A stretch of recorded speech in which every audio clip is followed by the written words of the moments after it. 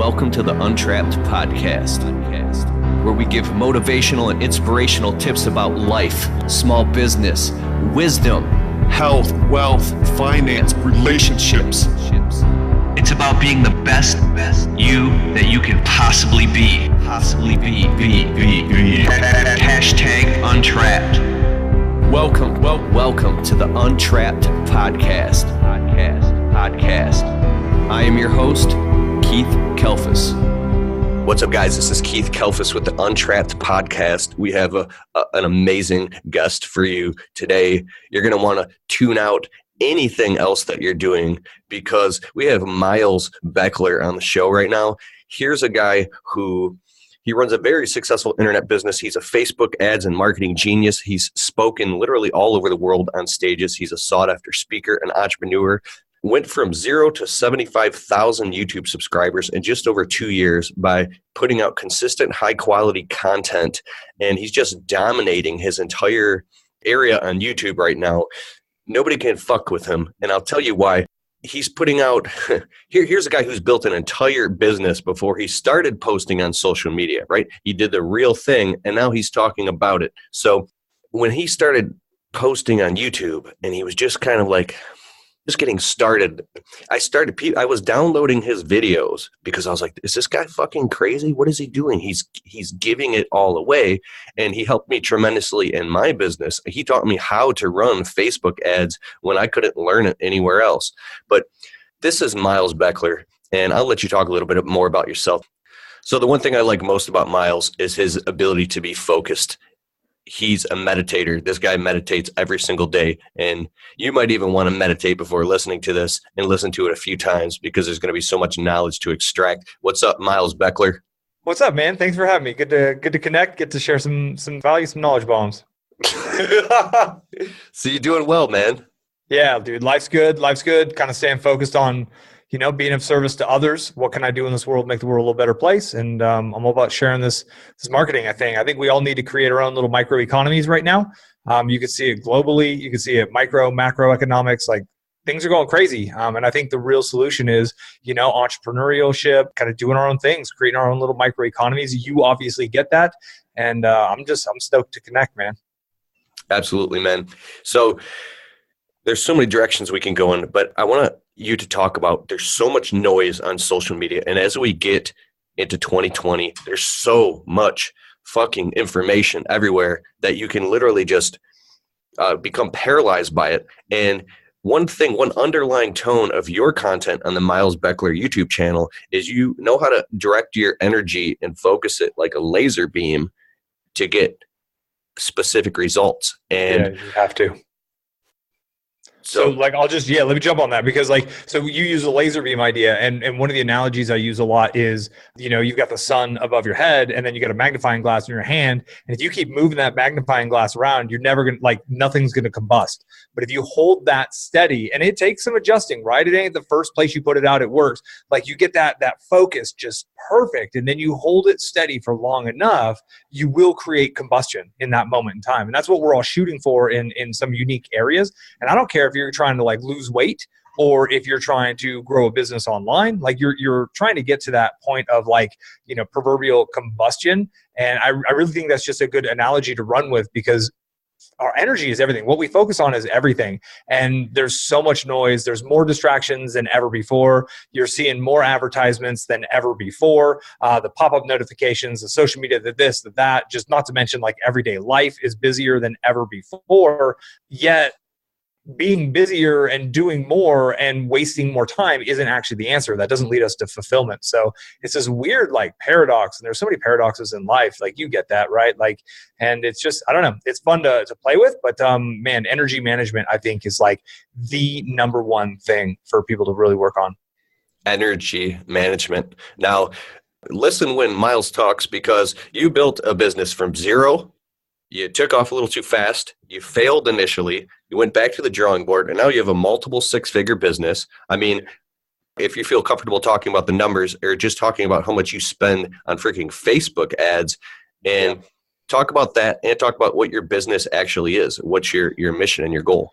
So let's go back to that first one that flopped because, man, nobody who's made it, quote unquote, is really comes from a position of getting it right their first time. So I started kind of doing affiliate marketing through MySpace back in 2003. So that was about 15 years ago at this point. And that all came crashing down because I wasn't adding value to anybody's life. I wasn't growing an email list. I wasn't really building a business. I had figured out a way to kind of like direct link people from over here to an affiliate product over there. So I learned the hard way, the wrong way to do it. So what's the right way? Well, you create valuable content for people. You become a publishing partner for the platforms, whether that's like, through your blog on Google, through videos on YouTube, through podcasts for the iTunes directory, etc. You become, through great content, you become a publishing partner. Then you grow an email list. And then ultimately you figure out what these people that you're kind of connecting with, what they want. What do they want out of life? What problems do they want to solve? And then you literally go create those things that they want. Right? Like they will tell you if you ask them. So my wife and I started a business. We co-founded it back in 2009.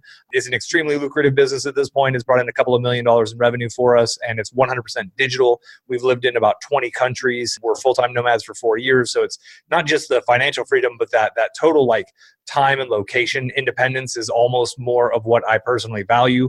I'm pretty aggressive in the Facebook ads still. I run a lot of advertising on Facebook, and we get more traffic from Google from our kind of content marketing and our blogging that we've done through the years. But I've probably spent about $200,000 on Facebook ads, probably generated $250,000. But my Facebook ads are only designed to bring me new customers for free. And then it grows my list. And we've got a list of like 150,000 active subscribers on that brand. And that's kind of the short of it. I started teaching internet marketing, what we've been doing to grow that business in 2016. Keith, that's how you and I connected. You found my videos. And so I just kind of started sharing for free everything that we're doing because I felt there were too many chumps out there trying to sell the how-to, and they weren't even as good as I was. And it would make me angry and frustrated. And I was like, fine, I guess I just need to step up and do the work and put out the content. And now I'm 28 months in of putting out about 450 videos in 28 months, just super tactical stuff, super nuts and bolts, how to build a funnel, how to run Facebook ads, how to do SEO. And that's growing really quickly as well. So now I got kind of like two businesses again. Guys, and if you want to learn, say, just for example, of the many things Miles teaches, go on Miles Beckler, just like it's spelt, like you say it on his YouTube channel, shut off everything around you, get a cup of coffee, and sit there for 45 minutes, and he will teach you step by step how to run Facebook ads down to the nuts and bolts details. I even have a buddy who says, man, you recommended me to that Miles Beckler guy. He's like, but I couldn't listen to him. He's like, that Miles Beckler's guy is so smart and so in depth. I said, that's because you're trying to listen to him while you're doing 50 other things. Now, you have a podcast as well that people can listen to, but I'm talking about if you take the time and buckle down and listen to what he's saying, he'll teach you more than 90% of the people out there because you've actually built a legitimate business and you do this every day. And I also like how you don't have anything for sale. You're not pitching anybody anything. Right. There's too many people out there who they learn Facebook ads to run Facebook ads to sell their Facebook ads course. And they really have no business other than that little kind of incestuous. I mean, that's incest, right? Like that's a form of incest. So what I've done is I have a successful business with my wife. We have a very large audience that we're of service to there. And I'm just teaching what works for me. So, and one of the things I do on YouTube is I show my screen. So I'm literally showing you step by step, click here, click here, click here. And then Facebook changes the ad interface, for example. And then I make another video. I think I've made 5 videos of the different interfaces that Facebook has changed along the ways. And then on my podcast, you get the mindset stuff where I'm just kind of ranting a little bit. It's just what I call my talking head videos. A lot of the mindset stuff, because what's funny, so many of my most popular videos are tactical videos where I show you exactly what to do, which is great. We all need to know the tactics, but in my personal opinion, it's the mindset stuff. It's the strategy. It's the goals. It's the mindset. That's what really makes the game. And those videos don't get as many views, which is kind of funny, but that's again, the irony of life. And those are on my podcast, and I'm the only Miles Beckler in the world. So I'm pretty easy to find. Yeah. Awesome. Cheers, man. I do have the perfect question for you because most of the people who watch my videos, and you guys are small business owners, you run actual real service businesses. You're doing landscaping, cleaning windows. You're out there doing pressure washing jobs, installing hardscapes. And you're like, well, this is great, but how do I market my business so I can get checks in the mail, real customers to sign on the dotted line? So if you want to learn how to market your business and get more focused, especially in 2019, Miles, talk a little bit about that, because Yeah. Sometimes I look at my phone, I'm subscribed to all your emails and stuff. I'm like, how the fuck is this guy doing this? It can get overwhelming for sure, right? Your level of consistency and consistently putting out amazing content, like you'll be like Miles Badass Beckler, and you do these things, but you're talking about real things, but you're putting out so much consistent content that it's just like a buzz. How are you doing that? And how can somebody who's busy running a business already start to implement these strategies, or maybe hire VAs? How can they get this going so they get their own marketing system that doesn't go like this, but it's consistent? You know what I'm saying? Yeah. Totally. And I'll give you like a perfect plan for 2019 coming out of the gates. But real quick, so how I accomplish it, I feel like I started a race late, and there's some people who don't have your best intention. They don't have very good intentions, right? They're greedy, flat out. There are some very greedy people selling these really expensive courses that don't really cover everything. And like the $2,000 course for an internet marketing course is kind of normal. And I think that's pretty shady. I think that's getting down the path of like sociopath and sociopathy. There's some really weird people doing weird things. So that goes back to why I'm so aggressive with my pace of publishing. Is they started 4 or 5 years before I did. So they got the head start, and I'm playing catch up to them. So I am extremely aggressive with my publishing schedule. You as a business owner might not need to be. You could probably be extremely strategic in 1 or 2 areas, and that's it, right? You unlock the right 1 or 2 kind of connections with the right platforms that have the attention of your perfect potential customers. That's really all you need to unlock. So the first question is, where are your perfect potential customers? Are they on Google? Are they searching for things like, who can I get to come clean my windows, like landscaping? Who can come take down this tree that fell down, right? Like, what phrases are they searching? Are they on Google? Or are you selling something that's more of a want, right? Is it a need or is it a want? Because in that moment, if you're a plumber, for example, and your potential client's water heater explodes and they now have water filling up their house, like, they're not going to go to Facebook and hope that they see an ad for a plumber. They're going straight to Google on their cell phone. They're typing in plumber. They might say 24/7. They might say their town name. They might not, but they're just going to search for a plumber. And if you show up and you're a plumber, you're going to probably get that job. Just the fact that you show up with the phone number and you get the phone call. So how do you get there? How do you get on that? Well, Google's really simple to work with for a small business. There's something called the Google My Business platform, and it's google.com/business. And you can set up a free account where you claim your listing, and you essentially need to give them your business name, your business address, your business phone number, and then they mail you a postcard in the mail. It takes like 10 days to get this postcard. Then you log back in. On that postcard, it's got a 4-digit number, like 6421 or something. It's unique to you. What they're doing is they're verifying that you actually have a physical address, and they want to know exactly where you are in that city. So if you're in Springfield, Missouri, they want to know literally exactly where your address is. So when a user is on their cell phone within a mile radius or a 3-mile radius of you, and they search for your service, they have already verified that you physically are in that area. When you've done that and you've made that connection, you show up on the map. There's only 3 people who show up on the map. If you show up, that means 90+% of your competitors aren't showing up, and you only have 2 other people showing up right there. So that's like the huge leap that every small business must do today. Again, it's Google My Business. It's google.com/business. It's 100% free. You can do it yourself. And then you just got to make sure you use the one phone number on your website, same phone number on the Google My Business, same with your address. From there, go claim your Yelp page, go claim your TripAdvisor page if you have one, your yellow pages or your white pages, those little other things where people rate you. Go actually claim them, own them, put in the same phone number and the same address. And you just reinforce to Google that I'm real, I do this service, and I'm located on this block. And Google knows. Google's tracking every single one of us, right, on our cell phone. Google knows every moment when you're searching exactly where you are in your city. And they always want to try to bring you somebody who's really close by. So to me, that's the big thing. And like 50% of businesses don't have that set up yet. Yeah, consistent, relevant information all the way across the board. Get inside of Google's 3-pack, the top 3 listings, tons of positive reviews. So another thing I want to ask you is list building. So businesses eat by building lists of customers and clients that they remarket their services to over and over again, and they build relationships. Now, there's this trend it's different now that you can acquire a customer, whether it's free or paid or organic or through ad, but on the front end, you pay to attract and acquire that customer. You do work for them or not, but on the back end, you market to them with emails, right? And you follow up with that customer or retargeting. So what a lot of small business owners don't understand that one, because you're a master of this. You have literally how many email addresses? 154,000 or so. Like, I don't even have to finish my question. Can you talk about that a little bit so small business owners go, oh. Yeah.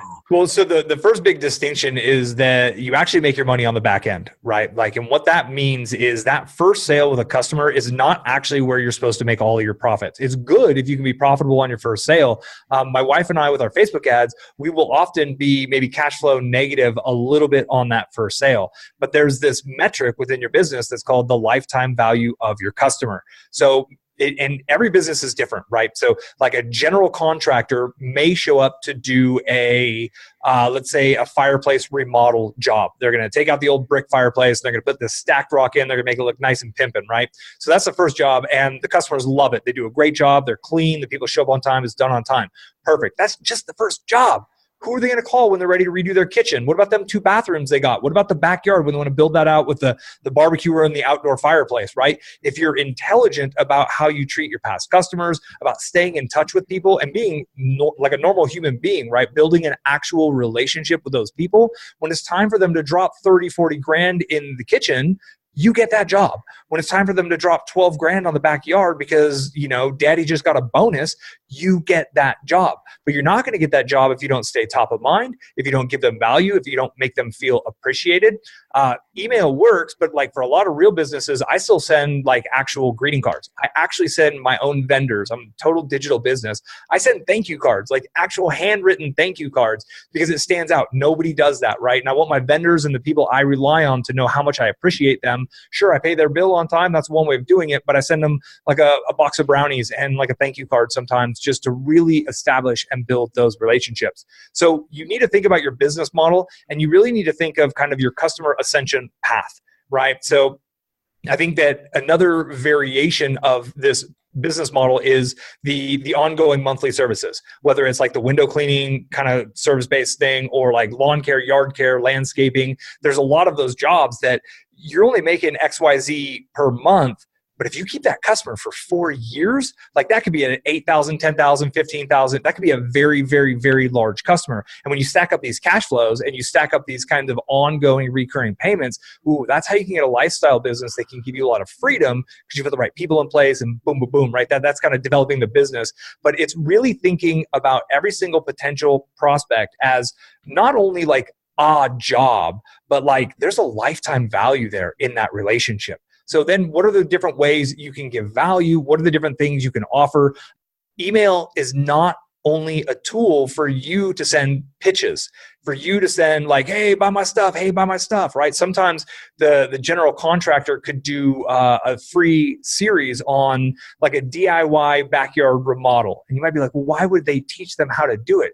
Number one, because they're experts. Number two, we like to do business with people we know, like, and trust. So it's a way for you to give value to help them kind of know who you are, stay in touch. And most people are too busy. They're just not going to do it. They're going to look at it. They're going to be like, whoa, that looks really cool.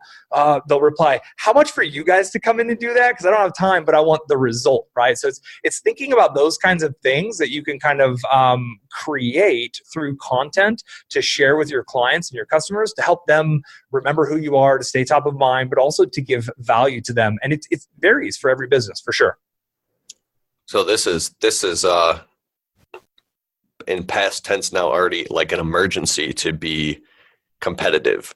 Yeah. You have to be extremely your competitors are doing this. Like the really good competitors in your neighborhood, in your industry, they're all doing this. And if you're not, like, the world is quickly changing. And those who give value through content are winning. Those who are sitting on their hands wondering why the phone isn't calling, they're losing. And this is the direction. And Keith, you're such a great example of how you do what you do. Because I know a lot, like, you obviously have one side to your platform and your business of other individuals who run similar types of businesses, right? Your peers. But I know for a fact that your clients and like your actual customers, they cyber stalk you, right? They're gonna be like, oh, they're gonna look for reviews, this, that. They're gonna find your videos. They're gonna look back and be like, damn, this dude's been, wow, he's been on it for a while. They'll watch 1 or 2 videos. It's just a credibility factor is what it is for a lot of people. And they can see that you know your stuff because, you know, you do your time lapse where you're taking down that big old tree next to that really, really old vintage house. And like, you know, they can actually watch you do your craft.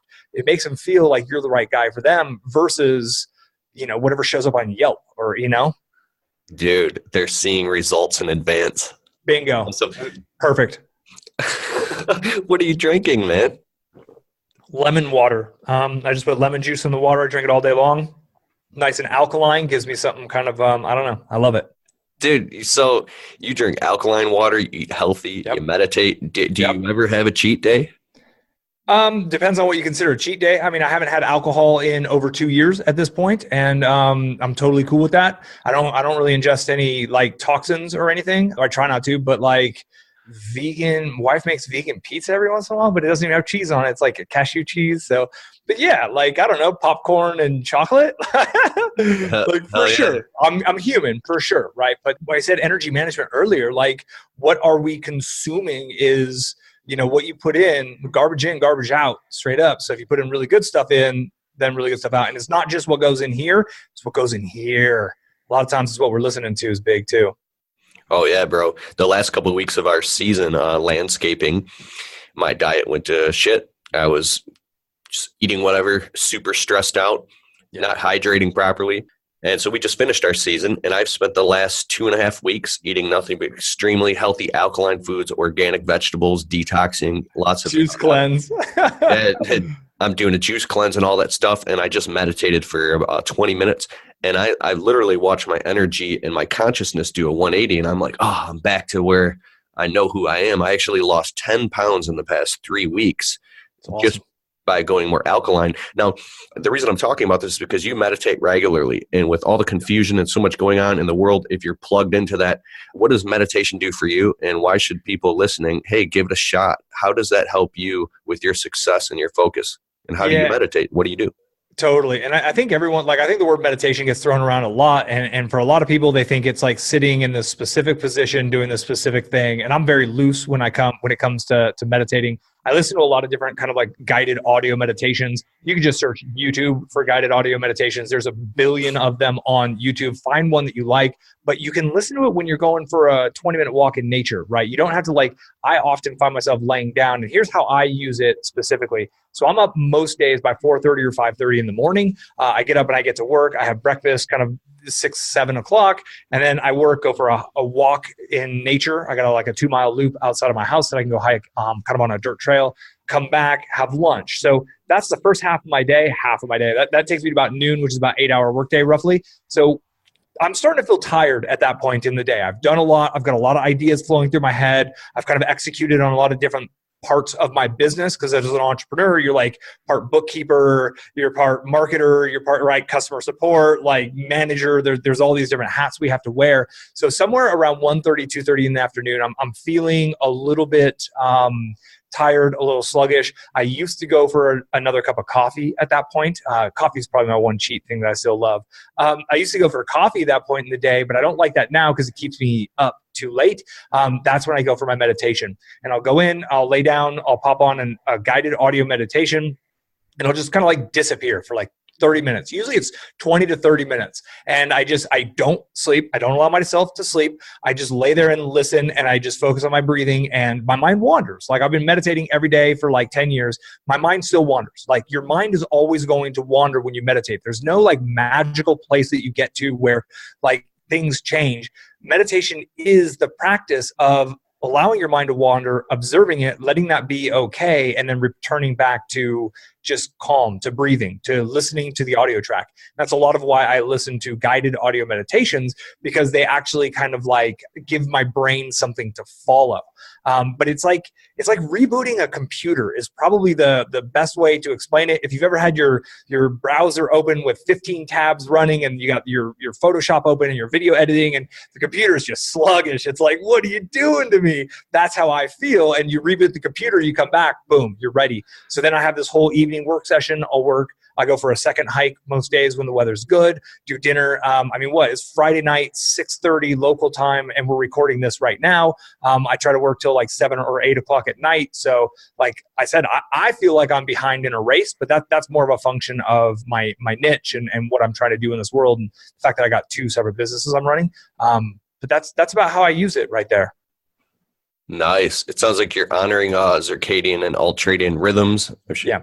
And then mixing in through those, I eat really clean on all of those meals, right? So I try to really make sure that like the morning is going to be like oatmeal or something really simple for my body to digest, a lot of salads during the midday, light dinners in the evenings. And what it does is I give myself little bits of energy through the food I consume, and then I go expend energy throughout my day through the kind of morning and afternoon walks. And it is about trying to find that rhythm. Everything in our world has rhythms.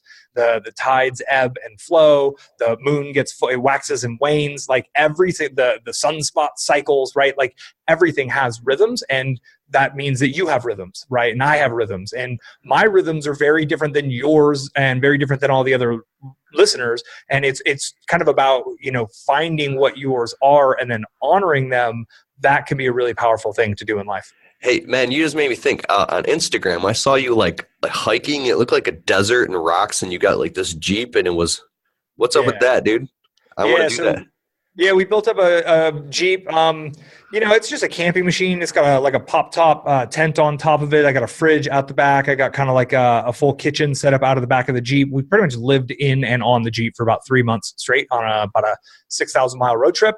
And here in Arizona, there's a lot of really cool trails to go four-wheeling. And sometimes I can four-wheel into a hike spot that none of the tourists get to, because the town I'm in is pretty touristy. So it's my way of getting a little bit farther into the mountains and the trails than most of the tourists know. So it sounds like you're living life on your terms, and you're totally a go-getter. You're focused. You know what you want. You're up early, and you're crushing it. Now, what about for the guy who has maybe an excuse coming through his head? Even myself, that's just bombarded with so many fucking distractions to the point where it could be overwhelming. And I'm sure even with the success you're having, that you're creating, you have a lot of requests from a lot of people. What is your tactic? Or did you have to let it overrun you till you got to the point where you said, I'm putting my foot down? How do you stay focused and stay on your mission despite all the different energies trying to, pull you off and distract you? How do you do that? Well, I think it's important for me to kind of mention that when Melanie and I co-founded this website that we're still running today, back in 2009, I had run out of rent money. I was all in on a business model, a business like a Me Too marketing scam thing. Literally couldn't even afford rent. Had to move back in with my parents. Had to go get day jobs. So what we've built came out of extreme challenge and frustration. And I believe that like grit and resourcefulness, like that's it. That's the real it factor. And like, how do you get to that point where you're motivated to do more than you ever thought you could do before? Because that's where I'm at right now. Like literally, I'm doing more, I'm accomplishing more, I'm creating more value in more lives than I ever thought was possible. And to think that it came out of actually a very dark place. Like literally like 30 years old, I had promised my wife, got this entrepreneur thing. Yeah, marry me, I got you covered. My newlywed had to move back in with my parents. They had a tiny ass 1,100 square foot house. My dad was retired, walking around all day, every day. It was horrible. But out of that, I found a new gear.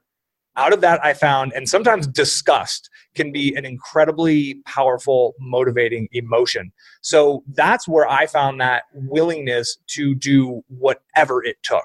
Like waking up at 4:30, I worked for 3 or 4 hours on the internet business before going to the day job, got home, worked for 3 or 4 hours afterwards. Every Saturday, every Sunday, I said no to every happy hour, said no to every barbecue. I missed birthdays. I missed everything because I was grinding, because my burning desire to create a better reality for myself and my wife was the motivating factor and that motivating thing. Napoleon Hill talks about that in his book, Think and Grow Rich. If you haven't listened to it or heard it, grab it on Audible. I think it's in the public domain. You might be able to find it for free on Gutenberg.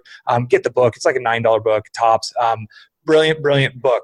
So that's kind of where it started from. Now, where I'm at now, money is no longer the motivating force. I've got the money I need. Like I've got a lot of comfort, and comfort can often be the enemy to growth. Comfort can often be, my friend says, luxury breeds complacency, right? Like if you're good, and that's the problem with a lot of people who want to start a job, but they want to start a business, but they're working in a job.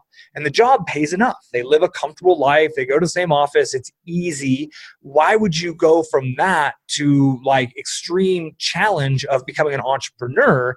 It usually takes some sort of motivating factor. So at this point, I use a very big why. I have a very big goal in my mind. And it comes back to what we kind of talked about earlier, the creating microeconomies. I want to help 10,000 people create a little microeconomy in their community. And this microeconomy is going to support their family. It's going to support their like inner circle, but it also supports the people at the farmer's market. And it supports all those little local businesses. I'm huge on local business. I spend a lot of money with local businesses every opportunity I get. I try not to go shop on the Amazon.com to keep it here locally type thing.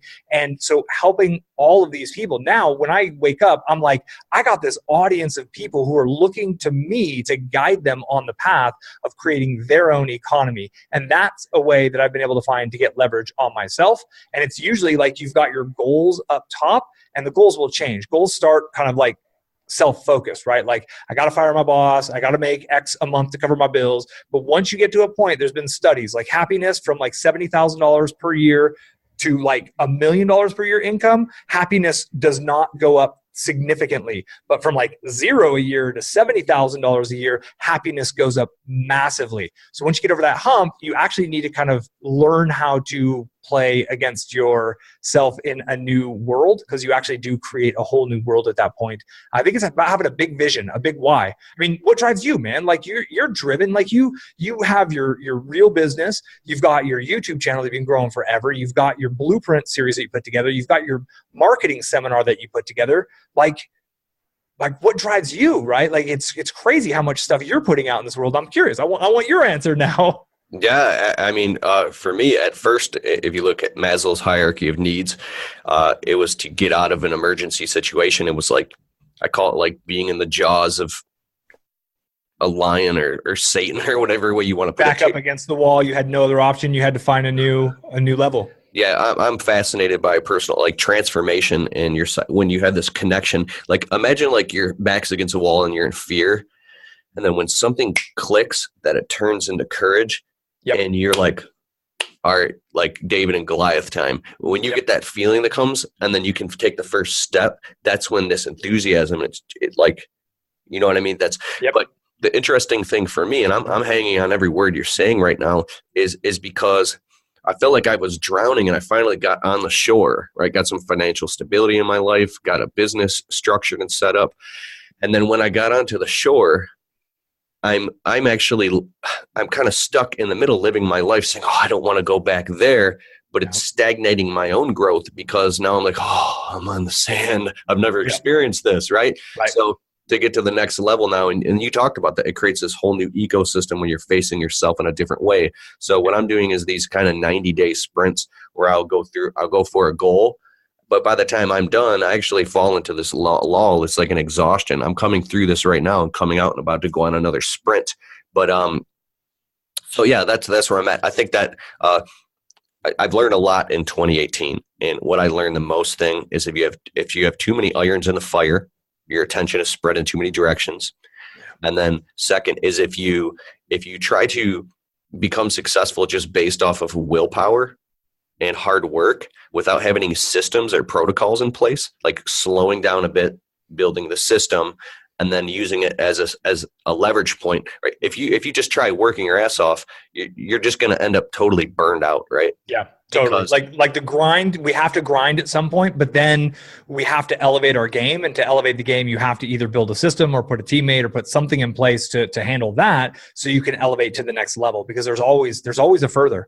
And one thing you mentioned, there's that saying, the man who chases two rabbits catches none. Yeah. Right. Like that focus thing, right? You got to focus in on one thing and do one thing great. So I think one thing I've been working on recently is I brought on an advertising guy, and that was a very difficult thing for me to let go of. I've passionately been engaged in Facebook ads for 4+ years. Like I said, I spent a couple $100,000 of my own money. Now I've got a guy who I trust, and he's running the ads my way, and he's actually doing more than I ever did. He's giving it more attention. He's more detailed. So it's almost like this thing that I was reluctant to let go of because it was such a core and there was so much cash outflow and it was a kind of a big deal. But now that it's out of my hands, I'm freed up to do my next level stuff. I'm creating even higher quality, more valuable stuff. And then that's actually getting done better than I was doing it on my own. Wait, dude, I got a question for you. This is perfect right now. And for you guys listening. So we're talking about level 1, business where you do it all yourself. Level 2, you hire some people, but you're still in there doing it. Level 3 is when you're just like the visionary. There's level 4, which is totally different. But so when I hired, and I took your advice and I hired 3 virtual assistants. I had 4 at one point, and I hired a secretary, right? And I got employees. It made me realize that I was doing so much busy work that I felt like I had purpose doing. And then actually I was like, well, I got all these people doing all this stuff. Now what? Right. And I'm still having some issues readjusting to that. How do you adjust to that? It's doing a bunch of busy work. Now, how do you point your direction so you're consistently creating results? Yeah. And that's like your number one job as an entrepreneur is to get money, right? Like you need to make sure, and that's like all those employees are 100% depending on you. And this is another way that a lot of people are able to get leverage on themselves is what we'll do for ourselves is often like that much. But when it's like you got like 7 or 8 employees and you know all their families and you know how many little chillins that they got collected right between them all, like that might be the leverage that you need to keep grinding and hustling. And that's where just becoming a great entrepreneur really is, that's the game, right? And it's systems to bring in the sales. And a lot of times doing more sales calls, how do you get more inbound calls, doing that Google My Business stuff, learning Google AdWords to get on the AdWords as well, figuring out how to get that, keep that phone ringing, and then getting better at closing people and doing those deals. And at some point, bring on that salesperson who can do that even better than you, and always kind of scanning, like what's that next best opportunity? I usually keep my finger on the pulse of where things are going. I'm doing a lot of Facebook advertising right now, for example, but I know the direction Facebook's going. Facebook is being extremely challenged as a social network. I doubt I will be as bullish on Facebook as an advertising medium in 3 years.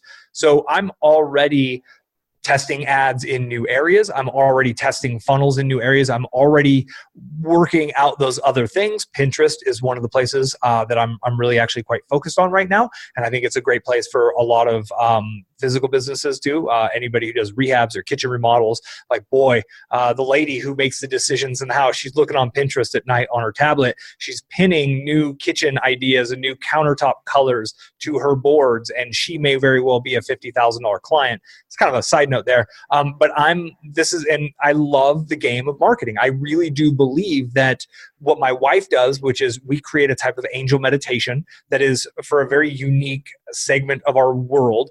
Most people don't know what it is or wouldn't understand if they heard it. But there's this group of people who love what she does, and it makes them feel extremely good. Hey, and I ain't gonna lie. I downloaded that angel meditation that you talked about in a video from your wife made. It was dope, dude. Nice. Nice. And then I've got my brand that's built around helping small businesses.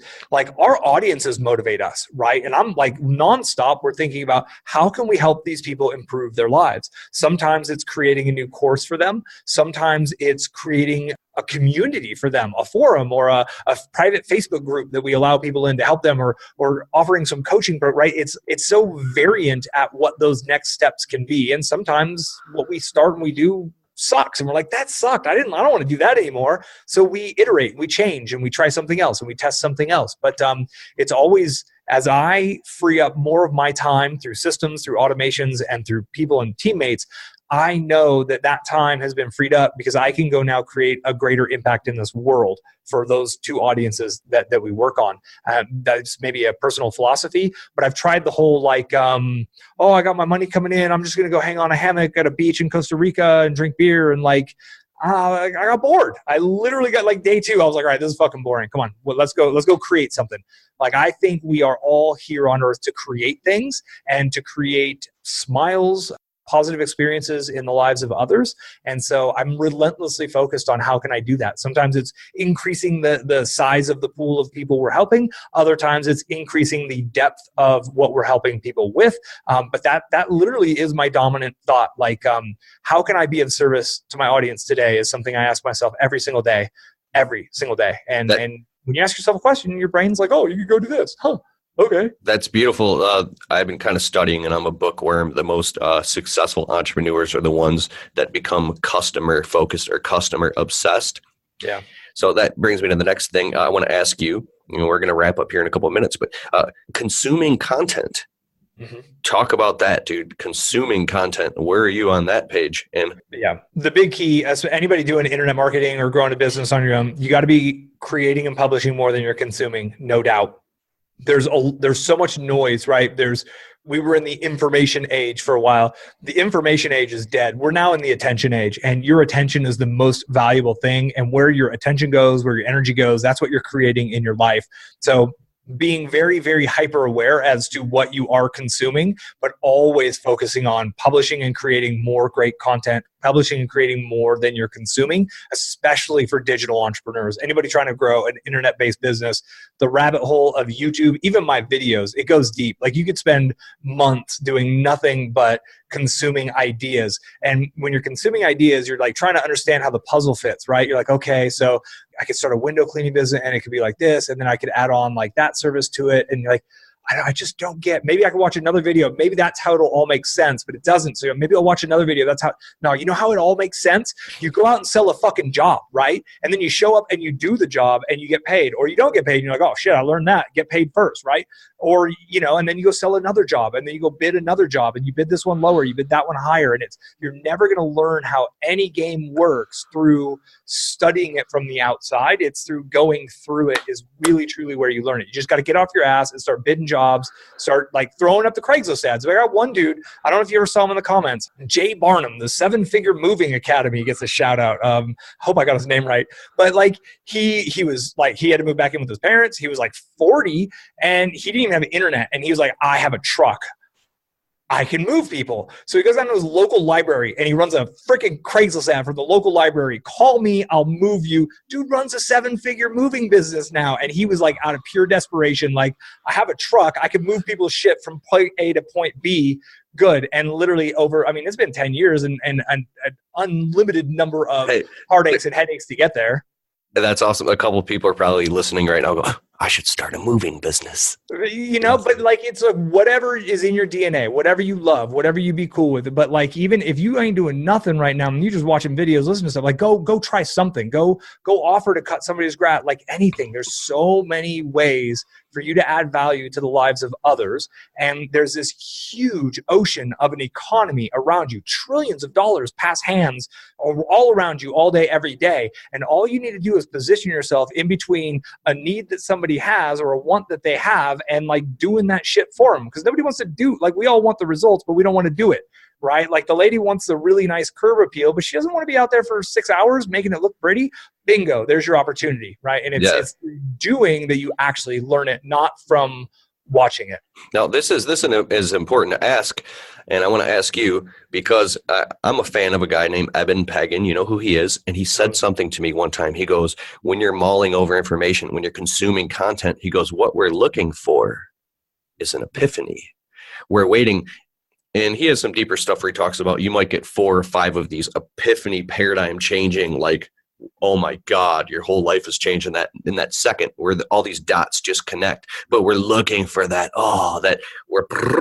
and then we just go out and take action. Now, if somebody's kind of stuck in a law where they're stuck consuming content and they're just like, when is this thing going to come and activate me so I can go out?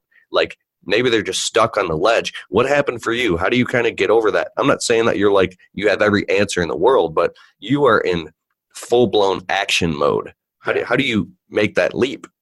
It came out of that dark place for me, man. It came out of that disgust. Like I was just like literally looking in the mirror, like, man, I married this beautiful woman. I told her all these like hyped myself up on what we were going to create. I had to move back in with the parents. I had $50,000 in student loan debt. Couldn't even afford rent. And I'm talking cheap ass rent. It was like really inexpensive rent that I couldn't afford. Like why? Like I just got like mad at myself and somehow calling myself out and having that moment of like, there is more to you. You can do more in this world. Like step the fuck up. And like, I had to have that heart to heart with myself. And then I did. And then I just started taking steps. I didn't even know what steps to take, but I was like, I'm just going to take steps. We're going to build something. We're going to start. Boom. One step. Okay. What's that next thing to do? I'll go do that next thing. Cool. Okay. Well, that happened. What's the next thing? Okay. There's that next thing. What's the next thing? Boom. Still to this day, I'm like, what's that next thing? Boom. Like that's it. Right. You told me you and your wife are on the same page. You guys sat down and you told me like you kind of have this financial plan. You're great stewards of your money. You're like, well, let's not increase lifestyle. Let's pay off all our student loans. Let's get really, 100%. Can you talk a little bit about that, of how you're a great steward of money and how you respect it and how you use it as a tool? Yeah. Well, money is energy. Money is stored energy, right? It's actually technically nothing.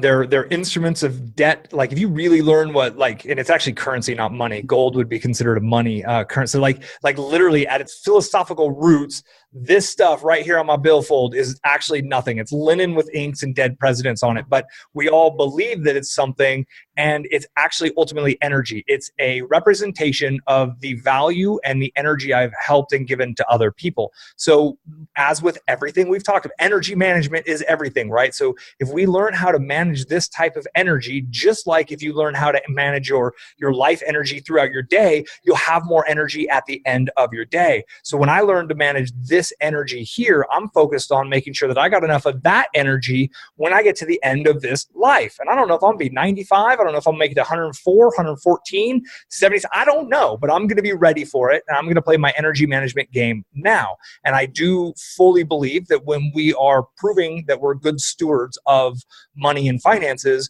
we make more of it and more comes in. And I don't think I shared this one with you. So a course I went through a long time ago, it's on Audible. It's called Prosperity Consciousness by Frederick Lehrman, I believe. Now it's an old Nightingale Conant tape series from the 90s, super relevant today. It's like a $48 retail, but if you're on their credit system, you can get it for a credit. You can buy credits for $50. You get your first one free. So if you're listening and you ain't never downloaded an Audible, you can get this $50 course for free.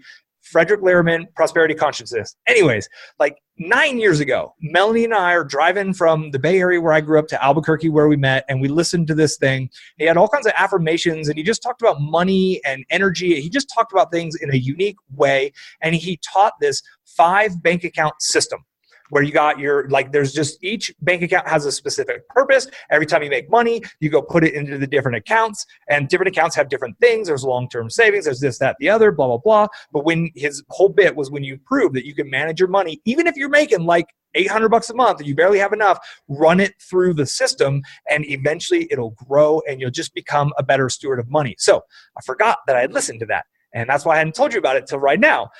This past summer, it popped up on my Audible, and I was like, you know what? I'm going to get that again. I downloaded it again. I listened to it. So many of my new neuro connections, my new affirmations, the way I think about the world, the way I think about being of service to others, it all stemmed from that course. And I totally forgot it blew my mind to listen to it again. And honestly, I think it's one of the most valuable courses I've ever been through. And it's super inexpensive, but like, we have to figure out this money game in this life. You can see, man, the markets are going crazy right now. The politicians are going crazy with where they're throwing money around, this, that, the other. Like, not only do we need to learn how to create it, hence the microeconomy thing, but then we got to learn how to hold on to it. Not necessarily how to get it to grow, like how to not fucking lose it. That's the key. Warren Buffett said, rule number 1, don't lose your money. Rule number 2, read rule number 1, do not lose your money, right? So it's like, I've seen so many digital entrepreneurs. I know a lot of entrepreneurs who make a lot of money. One friend sold a business for like $160 million. He runs a VC fund. But I've seen many multimillionaires buy the Lambos, buy the nice big places, and they went flat broke. They had to go bankrupt. And then they had to try to do launches to try to pay for their $40,000 a month lifestyle, and they couldn't make those payments, and they literally had to go bankrupt. They went from being on top, actually went from 0 to being on top to right back down to 0. And I can tell you, that place that they got to after falling from like being there, literally having Italian sports cars, that's a giant liability. That's a tough hole to dig out of. That is a very tough hole to dig out of. So I got my Jeep. I love my Jeep. I got me a little turbo diesel Audi. It's about 6 years old. Gets like 50 miles to the gallon. I love that thing. I'm into the real estate game. I'm protecting forest land. I got 20 acres of trees, a little bit of timberland that I'm protecting. I got, like assets and not liabilities, but I don't know. I just kind of went on a rant there. Prosperity Consciousness. There's my plug for that one. Yeah. Prosperity Consciousness by who again? Frederick Lehrman, I believe. Lehrman, I believe it is. It's a Nightingale Conant audio, and it's on Audible.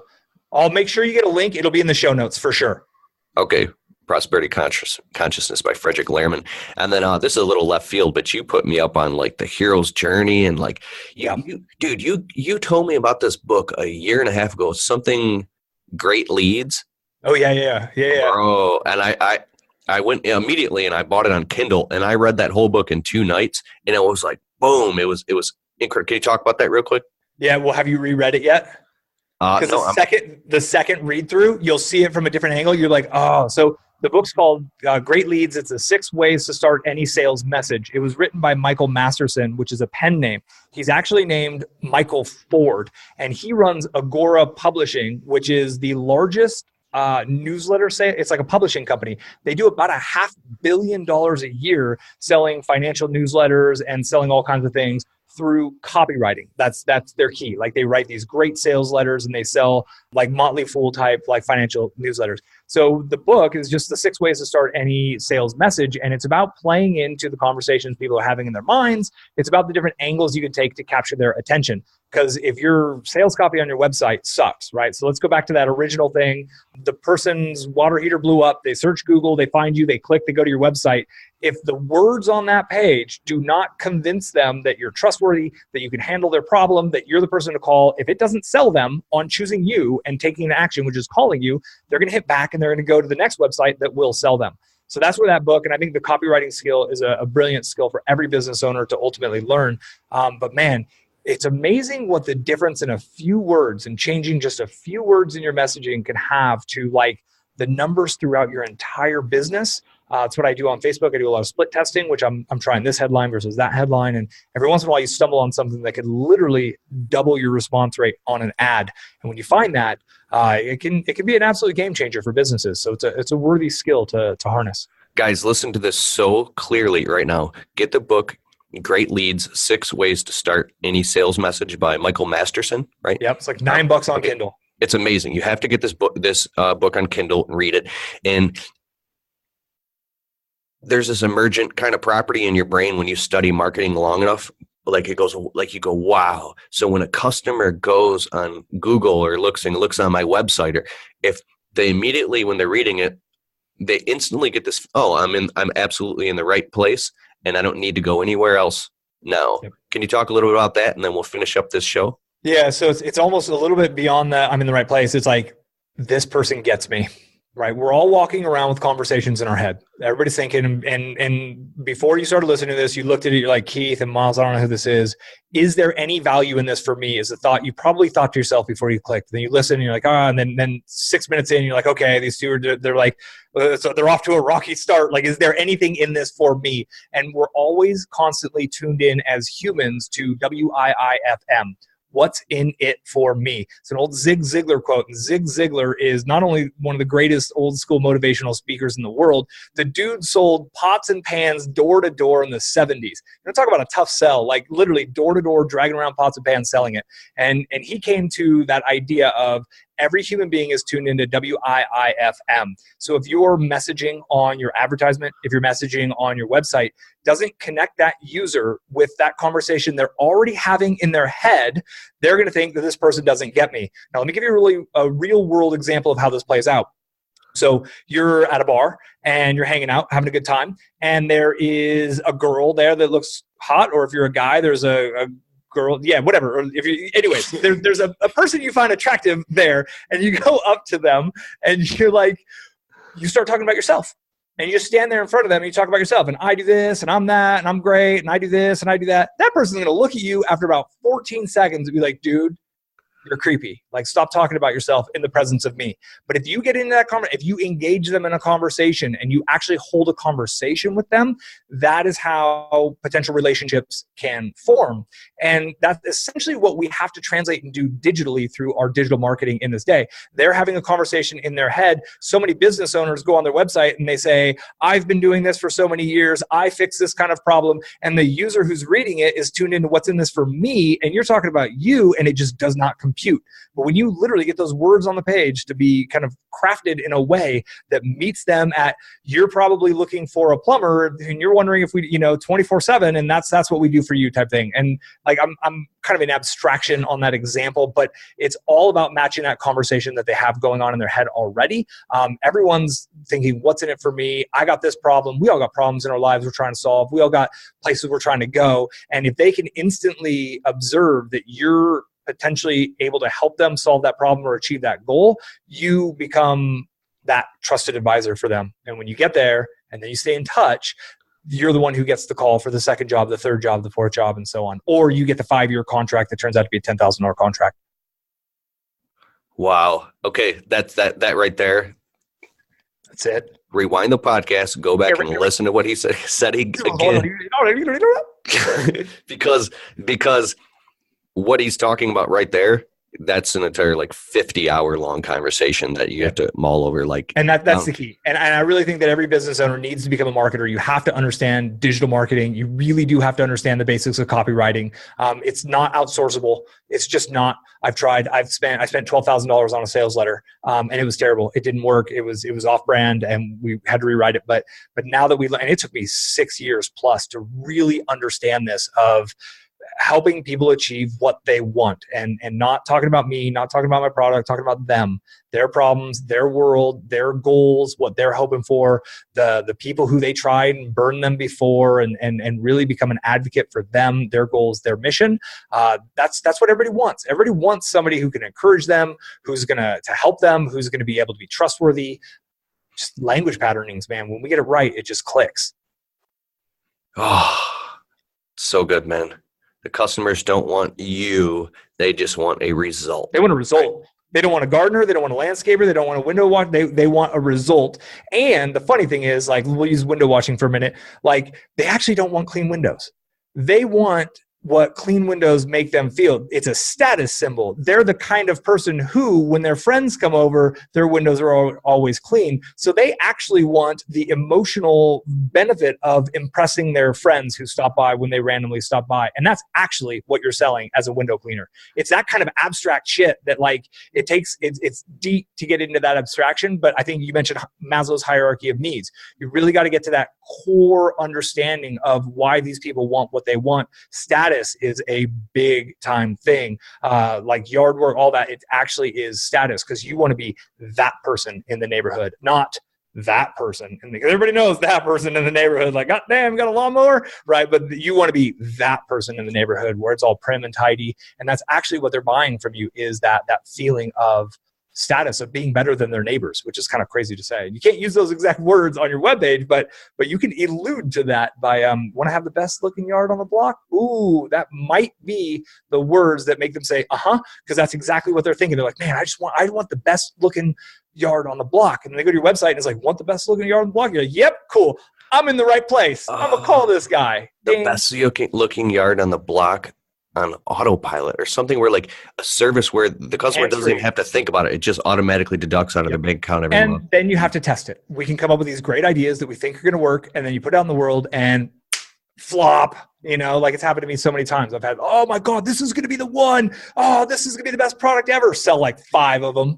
Spent 3 months on something I made $150 on. But then other things we kind of put together, I don't want to say haphazardly, but we didn't fully expect them to do what they did, $50,000, $60,000 type launch stuff, just out where the fuck did that come from? So I've been humbled by thinking I know what I'm doing enough times you got to test it out there in the real world. That's it. Final question, and then we're out. Do you take the time, or do you schedule the time to shut everything off and then actually recap and look at the data? How do you build that into your schedule so you can actually look and see what's working and what isn't? Yeah, so going blind, I really picked up that habit when I was paying for advertising, right? So when we were doing, everything was based on the content. We published our blog posts. Our blog posts brought in traffic from Google. I wasn't extremely meticulous because we were just so focused on you keep feeding the machine more content and you get the traffic. So like my YouTube channel right now, I'm not paying for anything on my YouTube channel. I just feed the machine great videos. I just keep putting out great videos and YouTube keeps bringing me more people. So I'm not super focused on the metrics at all. But when we bust out my life energy, my stored energy, and I start paying $1,000 a month, $5,000 a month on paid advertising, I am incredibly meticulous as to if I'm putting $1,000 out, how much is coming back? How long is it going to take me to get a return on said investment? So the first 4 years of our business, I was very haphazard with data analysis. And now as I've moved into spending, because you have to know if that advertising medium is worth your time and energy, right? Like running if you put an ad in the thrifty nickel that gets put out to everybody in a zip code, like how are you ever going to measure if that actually returns? You can send them a specific URL. You could potentially measure how many sales come in from the thrifty nickel and then compare it with your Google advertising. And I spent $1,000 in Google ads. That brought me 4 customers. I spent $250 on a thrifty nickel. It brought me 0. Perfect. No more thrifty nickel. All that money goes to Google. Or you might find vice versa is true. And so it was when I started putting money on the line. I played a lot of poker, man, and you need to be observant of what's going on at a poker table, or else, if you don't know who the patsy is at the table, it's you. So I really think it was when I started paying for traffic is when that kicked up to the next level. Oh God, I gotta have you on the show again, because yeah, man, I'm all about it. Back in, I turned $87 on Facebook and Instagram ads into $11,500. But it was a hot market. It was the perfect timing. It was the perfect message, and everything was lined up. That's and awesome. Then I go and I spent $700 on Facebook and Instagram ads over the period of a month, and then it turned it into like $300. Like I lost money, and I'm like, and I'm nowhere near at the level of spending that you are. I probably spend a few $100 a month on ad spend. But it's like that's a whole nother conversation. So yeah, it is. And I'm happy to come back on, man. Have me on. I'm happy to share. I love this stuff, like literally. And I really do want to help the listener, I want to help you build your business. You can build a business based on systems. Man, if you have a local service business, please go to google.com/business, fill that out, go verify the postcard, get your address in the footer of your website. That literally might be enough to bring you in 2, 3, 4 more clients in the next couple of months. It's amazing. Like Google wants to help connect you to your people. So just do those little things that they're looking for. You'll be amazed at what comes out of it. Yeah, amazing show. Everybody go back and please listen to it again. There's tons of nuts and bolts and gold here. Go to Miles Beckler's YouTube channel and tell everybody where they can find you in your own words. Yeah, man. I'm the only Miles Beckler in the world. So literally you search it. I'm around. I'm not very social, but I'm on I'm happy to say hi. That sounded really weird. I don't do much on Facebook, Instagram, but pop in a YouTube comment, say what's up. I'm around. Just search Miles Beckler and I'm happy to. What's your Instagram handle? Miles Beckler. Also. See, there you go. Yep. All right, man. Dude, it was great having you on the Untrapped podcast, Cheers. Miles. Thanks you so much, man. All right. Peace out.